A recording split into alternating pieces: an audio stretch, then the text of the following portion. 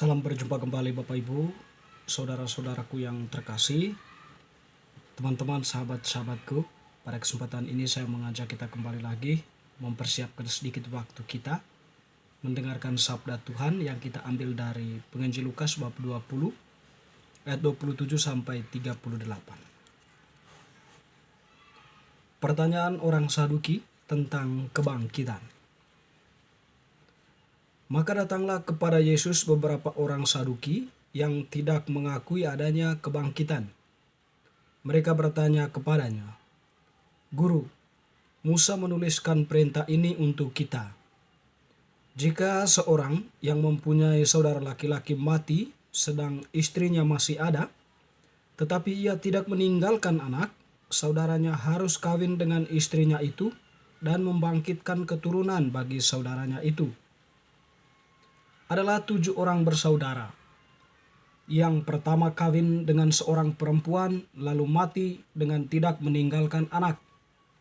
Lalu perempuan itu dikawini oleh yang kedua dan oleh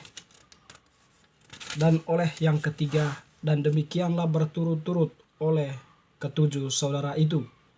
Mereka semuanya mati dengan tidak meninggalkan anak. Akhirnya perempuan itu pun mati.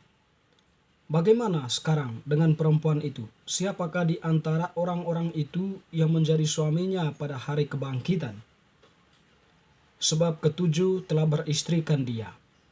Jawab Yesus kepada mereka, "Orang-orang dunia ini kawin dan dikawinkan, tetapi mereka yang dianggap layak untuk mendapat bagian dalam dunia yang lain itu dan dalam kebangkitan dari antara orang mati, tidak kawin dan tidak dikawinkan. Sebab mereka tidak dapat mati lagi. Mereka sama seperti malaikat-malaikat dan mereka adalah anak-anak Allah karena mereka telah dibangkitkan." Tentang bangkitnya orang-orang mati, Musa telah memberitahukannya dalam Nas tentang Semak Duri, di mana Tuhan disebut Allah Abraham, Allah Ishak, dan Allah Yakub. Ia bukan Allah orang mati, melainkan Allah orang hidup, sebab di hadapan Dia semua orang hidup. Mendengar itu beberapa ahli Taurat berkata, "Guru, jawabmu itu tepat sekali," sebab mereka tidak berani lagi menanyakan apa-apa kepada Yesus. Demikianlah sabda Tuhan, terpujilah Kristus. Bapak, Ibu, saudara-saudari, teman-teman sekalian, sahabat-sahabatku yang terkasih, dalam kalender liturgi Gereja Katolik, bacaan tersebut merupakan bacaan untuk hari Minggu biasa yang ke-22. Bacaan Injil tadi itu bercerita tentang kebangkitan. Dan pokok persoalan dari kebangkitan ini adalah pertanyaan orang Saduki. Tapi untuk dipahami bahwa orang-orang Saduki itu tidak percaya atau tidak mengakui adanya kebangkitan. Bagi mereka, kalau orang sudah mati, dia akan hancur dengan berlalunya waktu, atau dia seperti materi akan hancur, tidak memiliki jiwa atau roh untuk dibangkitkan. Dia seperti materi, hancur-hancur. Nah, kalau sudah mati ya hancur. Atau juga dalam konteks lain tentu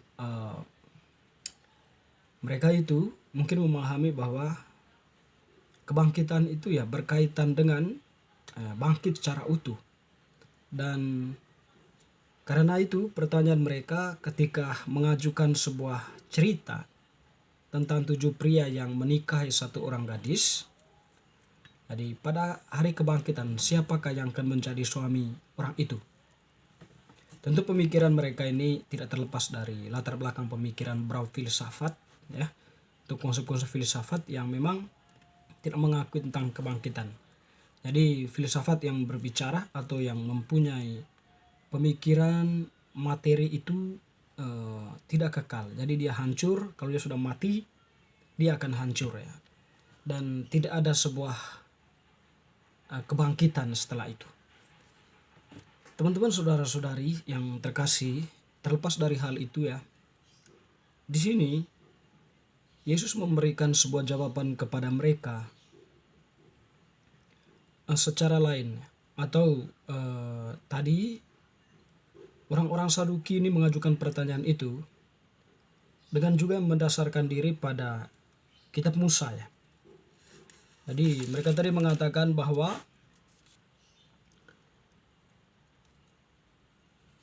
bagaimana sekarang? Akhirnya perempuan itu pun mati. Bagaimana sekarang dengan perempuan itu? Siapa yang di antara orang-orang itu menjadi suaminya pada hari kebangkitan? Sebab ketujuh pria itu telah beristrikan dia.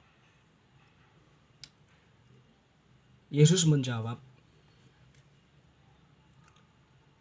berkaitan dengan kebangkitan itu, ketika orang itu sudah mati dan bangkit, mereka tidak sama lagi seperti manusia pada umumnya atau manusia yang masih hidup, masih berjarah di dunia ini.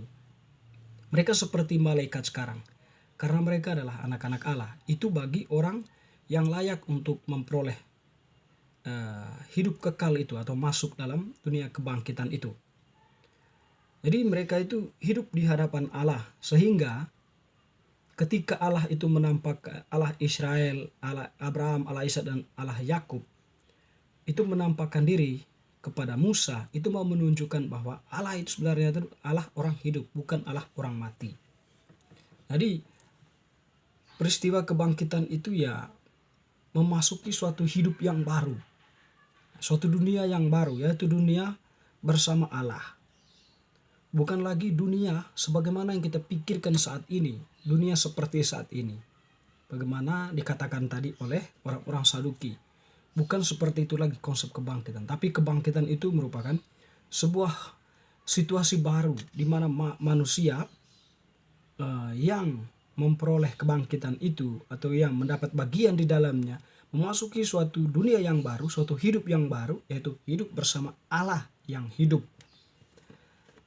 Teman-teman, saudara-saudari yang terkasih, tentu berkaitan dengan kebangkitan ini ya, tidak terlepas nantinya ketika Yesus setelah 3 hari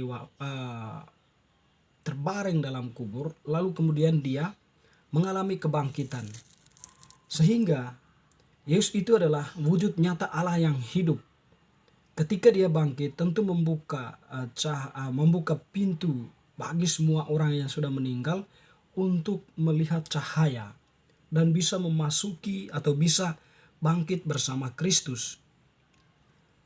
Dan tentunya setiap orang yang layak untuk itu, dia akan masuk bersama Kristus atau berjalan menuju cahaya Kristus itu dan memasuki ruang hidup yang kekal. Bapak, Ibu, saudara-saudari yang terkasih, kebangkitan dalam konteks Yesus yang bangkit senantiasa disediakan oleh untuk semua orang, siapapun dia yang melakukan kebenaran. Tidak hanya untuk orang-orang yang percaya kepada Yesus. Setiap orang yang melakukan kebaikan dikatakan sebagai benih-benih hidup, atau mereka itu adalah orang-orang yang memang boleh dikatakan sudah melakukan apa yang diajarkan oleh Yesus, kebaikan itu.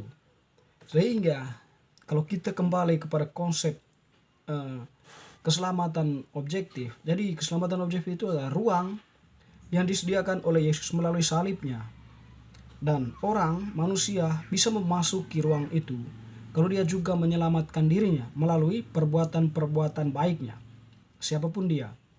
Secara khusus ya orang-orang Kristen yang dibaptis ya, yang percaya kepada Yesus.